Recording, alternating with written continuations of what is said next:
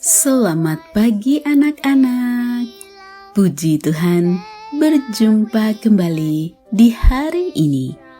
Tetap sehat dan bersemangat di hari yang baru ini. Sebelum memulai aktivitas hari ini, mari mengenal ciptaan Tuhan melalui renungan firman Tuhan pada pagi hari ini yang diambil dari buku Ciptaan Allah yang Mengagumkan. Dan judul renungan firman Tuhan pada pagi hari ini adalah Spons yang Hidup. Sebelum kita lanjutkan, mari kita awali dengan doa. Terima kasih Tuhan Yesus untuk hari yang baru ini. Sekarang kami siap untuk mendengar firman-Mu. Kiranya Roh Kudus-Mu hadir bersama kami untuk menuntun kami dan memberkati kami. Di dalam nama Yesus kami berdoa. Amin. Ayat renungan firman Tuhan pada pagi hari ini diambil dari kitab Matius pasal 27 ayat 48. Dan segeralah datang seorang dari mereka. Ia mengambil bunga karang, mencelupkannya ke dalam anggur asam, lalu mencucukkannya pada sebatang buluh dan memberi Yesus minum. Anak-anak, ibumu mungkin menggunakan spons untuk membersihkan meja dapur.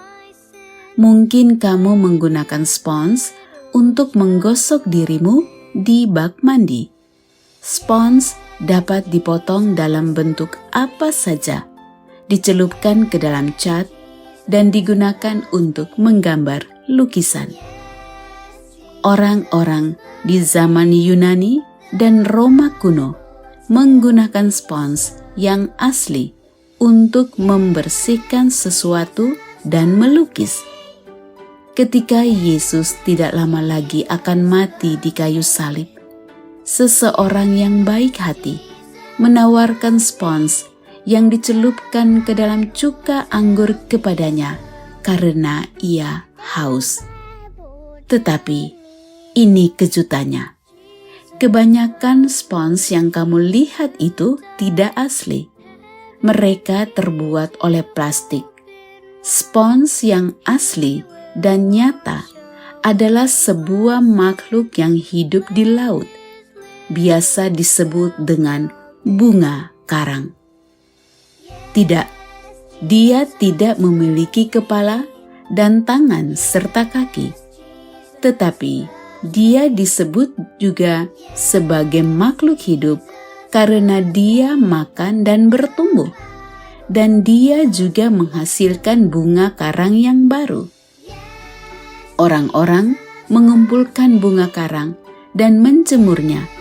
Kemudian mereka digunakan dalam berbagai hal. Bunga karang yang hidup terlihat indah, tetapi kebanyakan dari kita tidak akan pernah melihat mereka secara langsung karena mereka hidup di dalam lautan. Bunga karang yang asli terdiri dari berbagai bentuk dan warna. Ukuran mereka mulai dari bentuk bantalan besar yang membentuk deretan bunga karang di Great Barrier Reef hingga berbentuk seperti mangkuk yang indah, serta bunga karang yang berbentuk seperti jari-jari manis yang dengan lembut berayun-ayun di aliran arus laut. Selama mereka berada di bawah air, terhubung kepada sesuatu dan diberi makan oleh apa saja yang ada di sekitar mereka. Mereka adalah makhluk yang hidup dan bertumbuh. Anak-anak, orang Kristen melakukan yang terbaik saat mereka terhubung satu dengan yang lain. Ketika orang Kristen berhenti bertumbuh dalam air hidup Yesus, mereka juga dapat menjadi kering dan rapuh.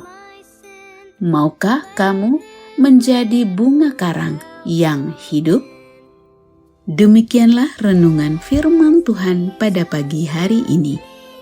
Anak-anak, hari ini kita belajar dari bunga karang yang dapat terus hidup dan bertumbuh karena terhubung dengan segala sesuatu di sekitar mereka yang dapat memberi makan mereka. Anak-anak, apakah engkau juga ingin tetap hidup dan bertumbuh? Jika iya, maka engkau juga harus selalu terhubung dengan orang-orang di sekitarmu, orang tuamu, temanmu di sekolah, di gereja, dan lingkunganmu yang lainnya.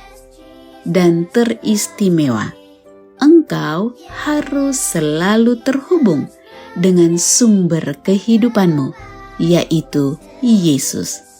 Karena hanya Yesus yang dapat memenuhi segala kebutuhanmu untuk tetap hidup dan bertumbuh.